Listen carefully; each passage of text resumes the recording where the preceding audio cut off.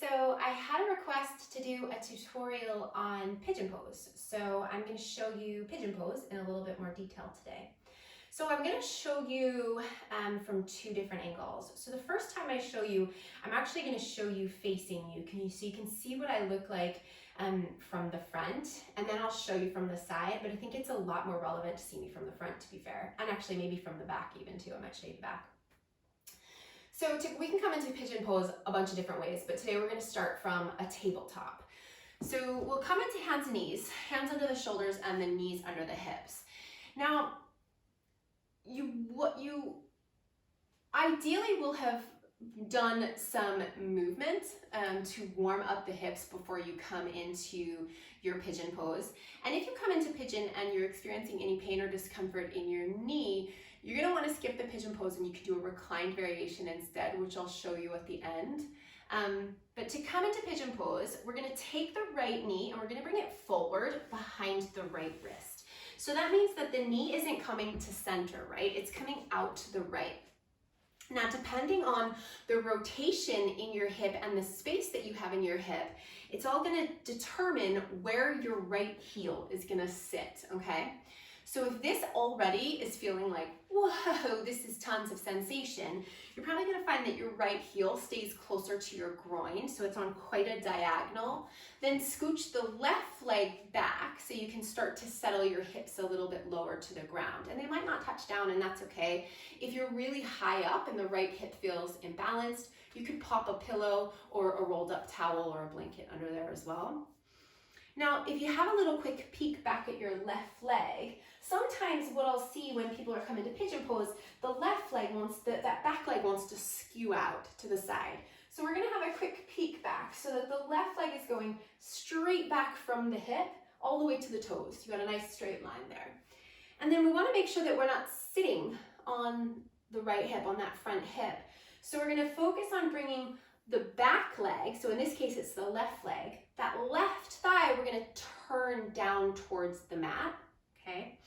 And I like to bring my knee nice and wide, so I kind of pull my knee back a little bit. And some people will find, I can't show you what it looks like because I don't have that rotation in my hips, but some people will find that they can take their right heel away from their groin, and it might come out here a little bit, or you might find that you can bring that shin all the way to parallel with the front of your mat. But it wouldn't look like this because you're not sitting over on the hip. You'd be much more square, okay? So my hips don't rotate like that, so I practice typically with my heel really close to my body, especially when I'm not warmed up. Now, you can stay here on the hands, that's fine, or you could come down onto the forearms. Some people like to come to the forearms. Some people feel really good here and they want to walk it all the way out and rest into it. But wherever you are, wherever you've decided to go with your upper body, we want to create length rather than rounding down towards the legs and kind of giving up, because this can be a really big stretch. So people tend to kind of just go into it and like, survive it. But let's try not to survive it. Let's try to really stay active, okay? So if you think about that right hip and the right bum kind of moving back in space and your chest moving forward so you stay nice and long there. It's a big stretch for this outer right hip getting into the piriformis as well. Few more breaths there, and you're quite active as far as you're pressing down into the parts of your body that are touching down. So I'm right now pressing down into the front of my left leg, and I'm pressing down into the outer edge of my right leg, all the way to my right pinky toe. So that's showing you on that side, okay? And it's beneficial to stay here for as long as you can, okay? So if you can stay for 2 minutes, do it. If you can stay for longer, do it. If you can stay for 10 breaths and you're done, stay for 10 breaths and you're done, and keep practicing, and eventually over time, it'll probably become more comfortable. Okay, so I'm gonna do the other side, and I'm gonna show you the other side from the side.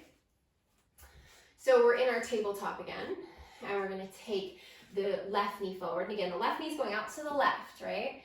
And then the right leg is gonna scooch straight back. Now this left heel is either going to be really close to the groin, or maybe you're going to start to pull it out a little bit so that the shin comes a little bit more parallel to the front of the mat.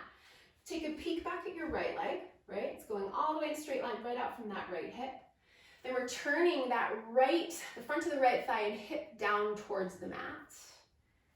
And then you can stay on the hands if this feels big already, or come to the forearms, or even walk it all the way out. Remember, the left bum and hip is sitting back, and the chest is pulling forward, and we're turning and dropping the front of the right hip and the right thigh down and towards the mat.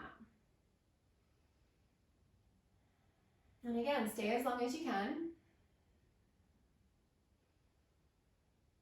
Okay, now, if you've come in, or if you've tried to come into pigeon pose and you're uncomfortable, you're getting too much pressure on this front knee, then you can get the same stretch without the pressure on the knee by coming onto your back and taking a reclined pigeon. And a reclined pigeon, I'm going to show you actually from this angle. I'm going to turn. So reclined pigeon is we'll start with the right leg. We'll take the right ankle and cross it over the left thigh, okay?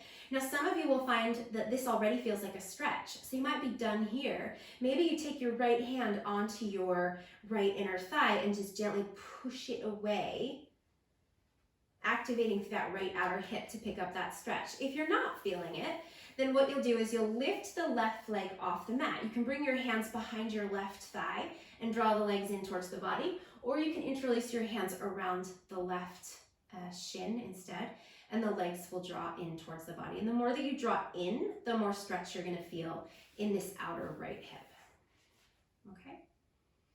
Keep a little flexion in your right foot so we're not hanging out, sickling the ankle. And then we're going to do that on the other side. So we'll take left ankle over right thigh, same thing. You can stay right here. Like my left hip is super tight, and many times I'll hang right here using my left hand to guide the left knee away, flex the left foot, and I just stay right here because this is quite enough for that left hip.